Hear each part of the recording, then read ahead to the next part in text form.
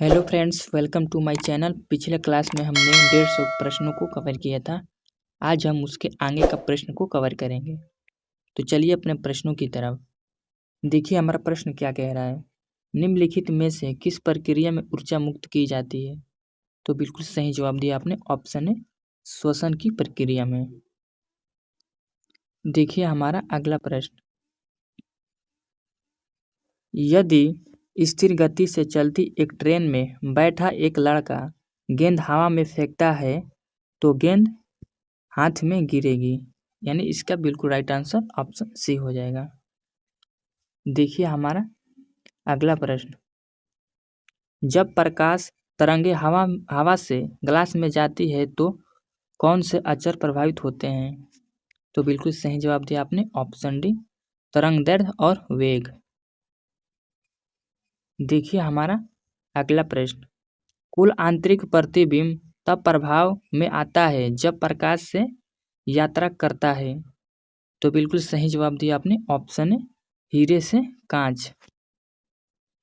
देखिए हमारा अगला प्रश्न, अपने आसपास के जानवरों और पौधों के संबंधों का अध्ययन डैश कहा जाता है। तो बिल्कुल सही जवाब दिया आपने, ऑप्शन है इकोलॉजी यानी पारिस्थितिकी।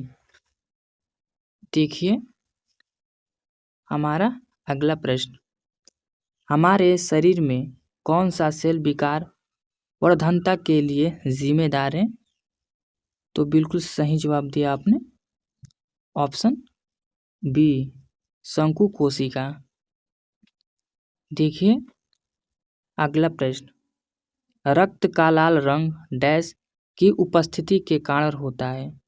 तो बिल्कुल सही जवाब दिया आपने, ऑप्शन डी हीमोग्लोबिन।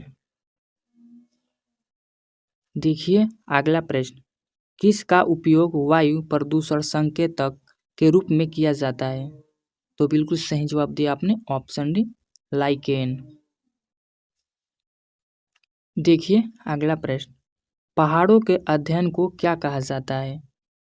तो बिल्कुल सही जवाब दिया आपने, ऑप्शन सी ओरोलॉजी। देखिए अगला प्रश्न, हार्मोन किसका उदाहरण है? तो बिल्कुल सही जवाब दिया आपने, ऑप्शन सी ऑक्सीटोसिन। देखिए हमारा अगला प्रश्न, संश्लेषण के लिए एमिनो एसिड आवश्यक है? तो बिल्कुल सही जवाब दिया आपने, ऑप्शन सी प्रोटीन। देखिए अगला प्रश्न, संक्रमण डैश में बढ़ता है। तो बिल्कुल सही जवाब दिया आपने, ऑप्शन ए गर्म शुष्क और हवा की स्थिति में। देखिए हमारा अगला प्रश्न, कियोटो प्रोटोकॉल क्या है? तो बिल्कुल सही जवाब दिया आपने, ऑप्शन डी। यह देश के बीच ग्रीन हाउस गैस उत्सर्जन को कम करने के लिए कदम उठाने हेतु एक समझौता है। देखिए हमारा अगला प्रश्न, पशु प्रोटीन को प्रथम श्रेणी का प्रोटीन कहा जाता है क्योंकि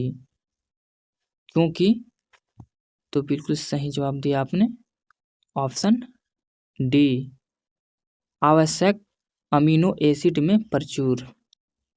देखिए अगला प्रश्न, निम्न में से कौन सा ईंधन न्यूनतम पर्यावरणीय प्रदूषण का कारण है? तो बिल्कुल सही जवाब दिया आपने, ऑप्शन डी हाइड्रोजन। देखिए अगला प्रश्न, एंजाइम मूल रूप से क्या है? तो बिल्कुल सही जवाब दिया आपने, ऑप्शन है प्रोटीन्स। देखिए अगला प्रश्न, निम्नलिखित में से कौन सी बीमारी महिला एनोफिलिस मच्छर के कारण होता है या होती है? तो बिल्कुल सही जवाब दिया आपने, ऑप्शन बी मलेरिया। देखिए हमारा अगला प्रश्न, पौधों का कौन सा हिस्सा हमें केसर देता है? तो बिल्कुल सही जवाब दिया आपने, ऑप्शन डी स्टिग्मा। देखिए अगला प्रश्न, हाथ उबलते पानी के मुकाबले भाप द्वारा अधिक जल जाता है क्योंकि भाप में गर्मी होती है। इसका बिल्कुल राइट आंसर ऑप्शन ए हो जाएगा। देखिए अगला प्रश्न, सूर्य से आने वाली यूवी किरणें मुख्य रूप से किस कैंसर का कारण बनती है? तो बिल्कुल सही जवाब दिया आपने, ऑप्शन डी, त्वचा कैंसर। देखिए अगला प्रश्न, इनमें से कौन एक उत्तक रेखा वेक्टर क्वांटिटी नहीं है? तो बिल्कुल सही जवाब दिया आपने, ऑप्शन बी, विद्युत प्रवाह।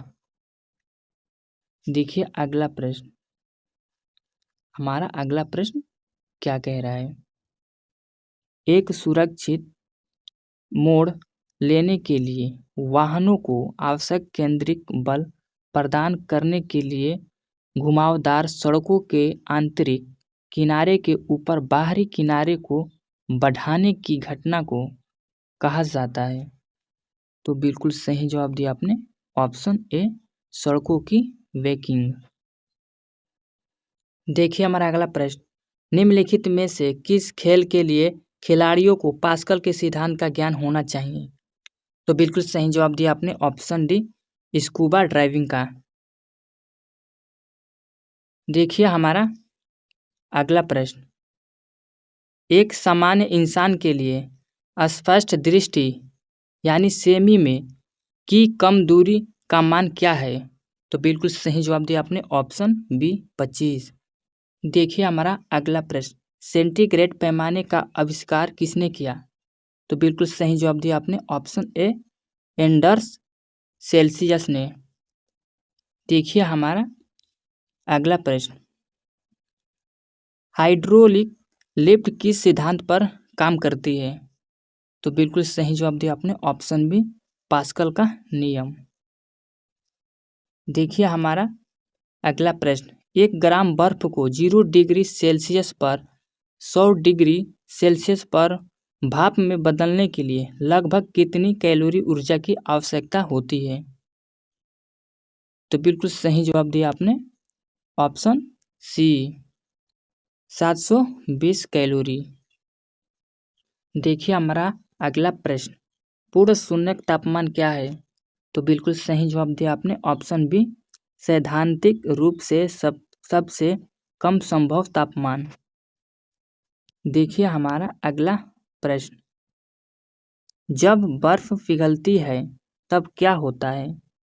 तो बिल्कुल सही जवाब दिया आपने, ऑप्शन बी, आयतन घट जाता है।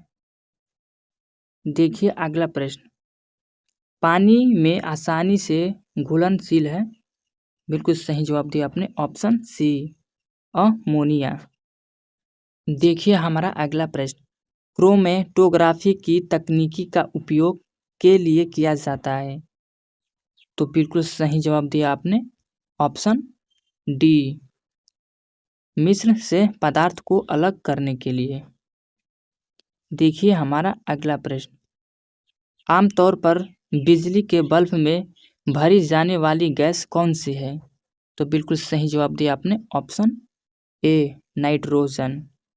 तो दोस्तों आज का वीडियो हम यही समाप्त करते हैं, मिलते हैं नेक्स्ट वीडियो में, तब तक जय हिंद, जय भारत।